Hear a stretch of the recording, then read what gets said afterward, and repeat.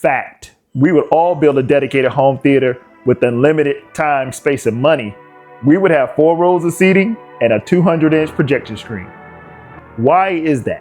When we know a bigger room is not always a better room. Is it human nature or is it industry design?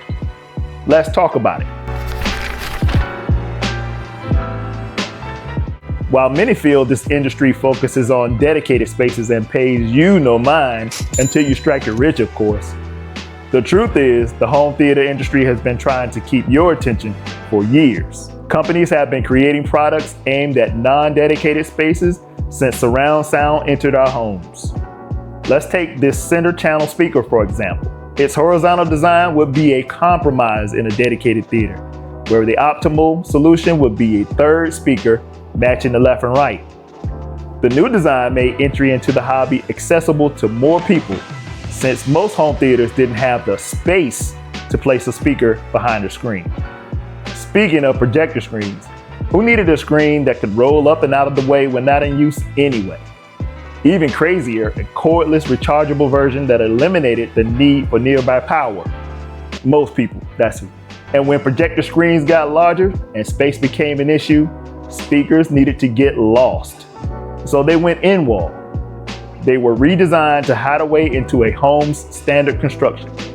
They later developed the ability to be angled to compensate for non-conventional room layouts. Even developers of room correction software like Dirac and Audyssey stepped up their game over the years. These softwares have been fine-tuned to correct acoustic issues in spaces where room treatment is not an option. But despite better room correction software, room treatment manufacturers wanted in. They added different designs and custom images to their acoustic treatments to create an entirely new audience. Enter the wife approval factor. It's the sole reason some of us get to do this hobby the way we want to. Thankfully, some company has already created a solution to please the pickiest of wives. Yeah, you don't have that problem with your dedicated home theater, but you're proving my point.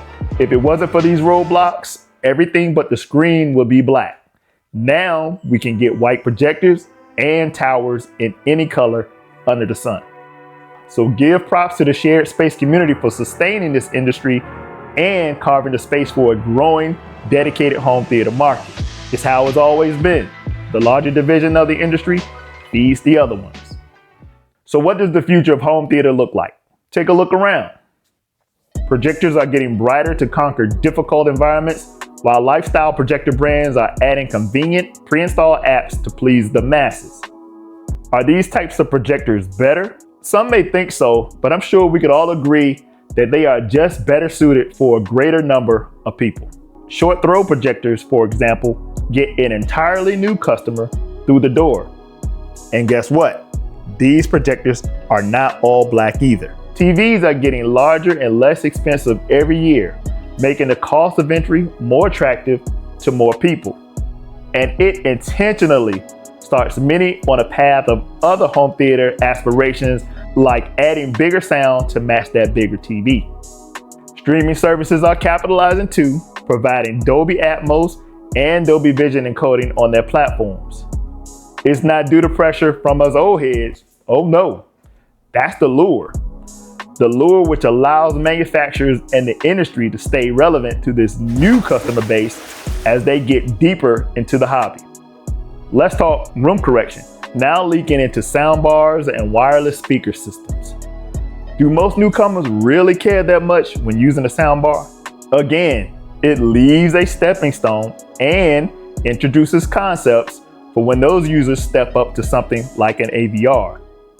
You're being led to the water. All you have to do is drink.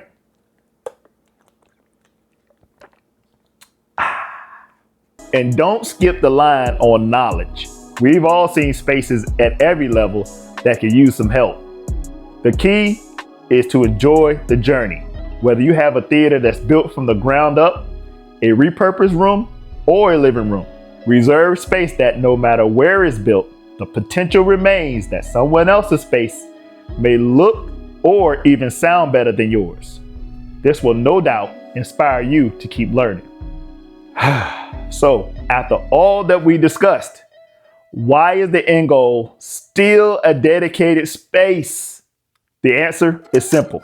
Many of us have been pointed towards the next big thing in home theater for years now. That's the industry's design. But at some point, our human nature to strive for what is perceived as excellence will take over. I know some of y'all like, nah, Ron, there's levels to this thing. And you would be right, but there's no room for an elite club in this community. The reality is, once you reach the top, the marketing carousel is done with you. So is it your end game or their end game? But don't worry, we could use someone with your talents. Your knowledge of the hobby is useful to us. The new crop have so many questions that have yet to be answered. It's now your turn to feed the machine. Together, we can spread the good gospel about this home theater hobby while assimilating as many humans as possible. Resistance is futile. This is Genius Home Theater. My name is Ron, and I'll see you on the next one.